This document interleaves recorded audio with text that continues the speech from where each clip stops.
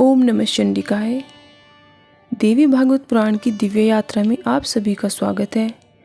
आज हम 44वां अध्याय श्रवण करेंगे। श्री राम द्वारा भगवती की स्तुति, प्रसन्न होकर जगदम्बा द्वारा विजय की आकाशवाणी, कुंभकर्ण का युद्ध भूमि में प्रवेश तथा श्री राम के साथ उनका घोर युद्ध।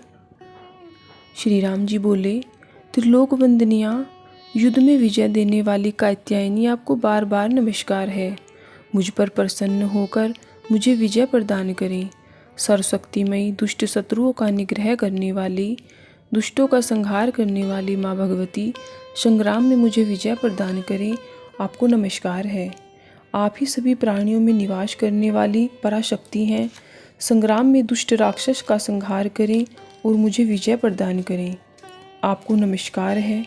युद्ध प्रिय, शरणागत की पीड़ा हरने वाली जगदम्बे, युद्ध में मुझे विजय प्रदान करें। आपको नमस्कार है। हाथ में खड्गवाण तथा खड्ग धारण करने वाली एवं मुंडमाला से सुशोभित विग्रह वाली भगवती, विषम परिस्थितियों में जो आपका स्मरण करते हैं उनका दुख हर लीजिए।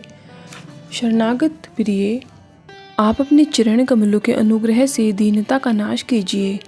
युद्ध क्षेत्र में शत्रुओं का विनाश कीजिए और मुझे विजय प्रदान कीजिए। आपको नमस्कार है माँ। पुनः नमस्कार है।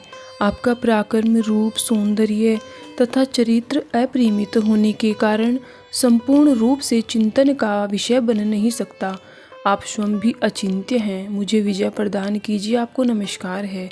जो लोग विपत्तियों में दुर्गति का नाश करने वाली आप भगवती का स्मरण करते हैं, वे विषम परिस्थितियों में दुखी नहीं होते। आप मुझे विजय प्रदान कीजिए। आपको नमस्कार है। युद्ध में महिषासुर का मर्दन करने वाली तथा शरण ग्रहण करने योग्य हिमालय सुता, आप मुझे विजय प्रदान कीजिए। आपको नमस्कार है। चंडासुर का नाश करने वाली प्रसन्नमुखी चंडिके, युद्ध में शत्रुओं का संहार कीजिए और मुझे विजय प्रदान कीजिए। आपको नमस्कार है। रक्तवर्ण के नेत्र वाली, रक्त रंजित दंत पंग वाली तथा रक्त से लिप्त शरीर वाली माँ भगवती, आप रक्त बीज का संहार करने वाली हैं। आप मुझे विजय प्रदान करें। आपको नमस्कार है।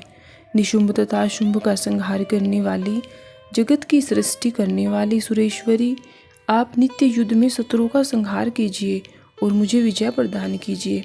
आपको नमस्कार है। हे भवानी, आप सर्वदा इस संपूर्ण जगत का पालन करती हैं माता। आप इन दुष्ट राक्षसों को मारकर इस विश्व की रक्षा कीजिए। दुष्टों का संहार करने वाली माँ भगवती, आप सब में विद्यमान रहने वाली शक्ति स्वरूपा हैं। जगन माता, प्रसन्न होइए, मुझे विजय प्रदान कीजिए। आपको नमस्कार है। दुराचारियों का दमन करने वाली तथा सदाचारियों का सम्यक पालन करने वाली माँ भगवती, युद्ध में शत्रुओं का संहार कीजिए और मुझे विजय प्रदान कीजिए। आपको नमस्कार है। शरणागतों का दुख दूर करने वाली, कल्याण प्रदान करने वाली जगन माता कात्यायनी, युद्ध में मुझे विजय प्रदान कीजिए और भय से सदा के लिए रक्षा कीजिए। श्री महादेव जी बोले, मुनिश्रेष्ठ, इस प्रकार उन महात्मा श्री राम के द्वारा भगवती की स्तुति किए जाने पर सहसा आकाशवाणी हुई। रघुश्रेष्ठ, आप भय मत कीजिए। शीघ्र ही आप महाबलशाली और पराक्रमी राक्षसों को मारकर लंका को जीतेंगे। शत्रुसूदन सृष्टिकर्ता ब्रह्मा ने बिलो वृक्ष की छाया में मेरी पूजा की है, अतः मैं आपको अभिष्ट वर प्रदान करूंगी। मुनिश्रेष्ठ, इस प्रकार की आकाशवाणी सुनकर रघुश्रेष्ठ श्री राम अपनी विजय को सुनिश्चित समझने लगे। इस प्रकार भगवान श्री राम के सोचते ही सोचते कुछ ही समय में राक्षसों के साथ महाबलशाली कुंभकर्ण युद्ध भूमि में आ गया। उसकी घोर गर्जना से वन और पर्वत सहित संपूर्ण पृथ्वी कांपने लगी तथा समुद्र विशुद्ध हो गया। उन राक्षसों के रथ, घोड़ों और हाथियों की घोर गर्जना तथा वायु वेगशाली योद्धाओं के बल प्रयोग से उठी हुई वायु से पृथ्वी कांप उठी। हाथ में अस्त्र लिए हुए उस महाबलशाली दुर्धर्ष कुंभकर्ण को देखकर सभी वानर भय से व्याकुल हो उठे और दिशा विदिशाओं में स्थित हो गए। उसके प्रांत श्री राम ने भयदायक उस राक्षस को आते देखकर देवी को प्रणाम कर बाएं हाथ में धनुष ले लिया। वह राक्षस भी पैर तथा हाथ के प्रहार से वानरों का मर्दन करके तथा अन्य वानरों का भक्षण करते हुए श्री राम के सामने आ गया। वह बलवान राक्षस भी दुर्वादल के समान आभा वाले, श्याम वर्ण वाले राक्षसों का नाश करने वाले, महान भुजा वाले, हाथों में अस्त्र लिए हुए तथा नील कमल दल के समान नेत्र वाले, शोभ रहित अनुज सहित रघुश्रेष्ठ को युद्ध क्षेत्र में देखकर युगांतकारी बादल की तरह गर्जना करने लगा।